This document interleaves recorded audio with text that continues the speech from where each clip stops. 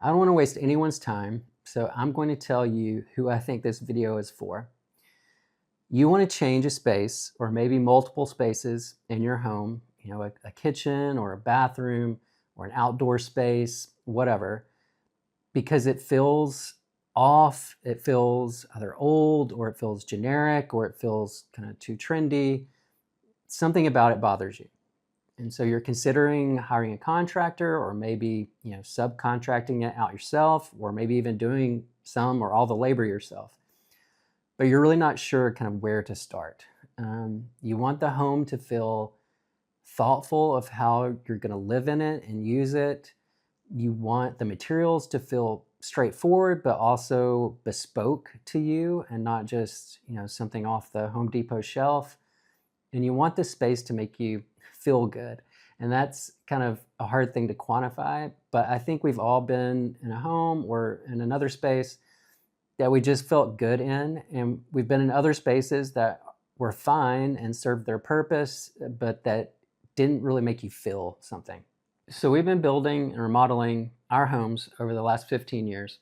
And if any of those spaces that you just saw don't feel, in line with what I was just describing, or they just didn't resonate with you, I still think you'll get something out of the design process that I'm going to be talking about, and probably the material options that I talk about. But kind of actual design ideas just might not be for you, and that's totally fine. Okay, I wanted to get the time part out of the way and make sure this was valuable for you. So where do you start? I think the biggest determining factor for the success of a project is getting clear on the design. So why is that valuable? First, it's going to save you money and time, which is hugely important. So imagine this. You want a new kitchen. You want some new countertops, new cabinets, and some new appliances, but that's about as far as you've gotten. You call 3 contractors. You tell them that. All of those contractors will have different ideas on what the project entails. Some will price out cheap, kind of generic materials and the kind of easiest update possible. Others will price out the most expensive materials and kind of the most lucrative ways to install them. And what happens is you either have change orders down the road, which are costly, or you're sold something you didn't want or need that was more expensive than it should be. So time and money kind of down the drain. But if you're really clear about what you want, the materials that you want to use, how they're going to be used, you get bids you can easily compare. So you can find the best value and you move faster through the project because everyone is on the same page. Secondly, I think it's not only going to save you money in the building stage, but it's more likely to make you money when you sell the home. So in the end, a house that's cohesive and clear in its design is going to sell for more than one that feels kind of generic or maybe really trendy, and that trend has gone out of style or disjointed. Because remember those things I was talking about earlier, a functional space, a space that feels bespoke, so not using materials you see all the time, a space that feels good to be in. Other people want all those things too. And in my experience, they're willing to pay more for it. So how do you get clear on the design? I think it starts with 3 steps, and these steps grew out of our experiences designing and building spaces, but also out of our kind of branding and creative work for large companies that we helped with design projects. And these steps together create a design framework. So I'm just going to introduce these here, but I dive into each of them in much more detail in other videos that I'll link to.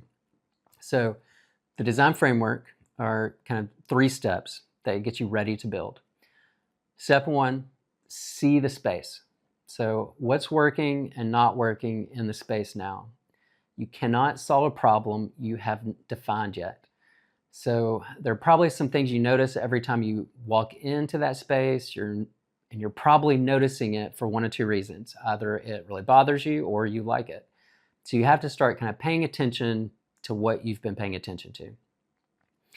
Getting specific about those problems keeps you from wasting money fixing the wrong things.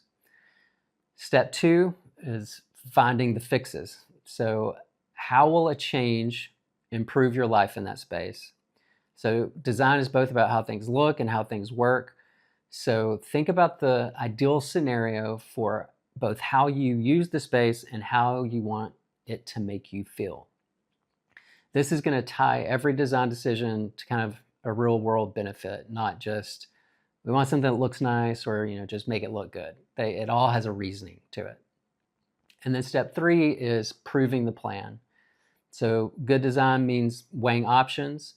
So you have to articulate why you want to do something or use something.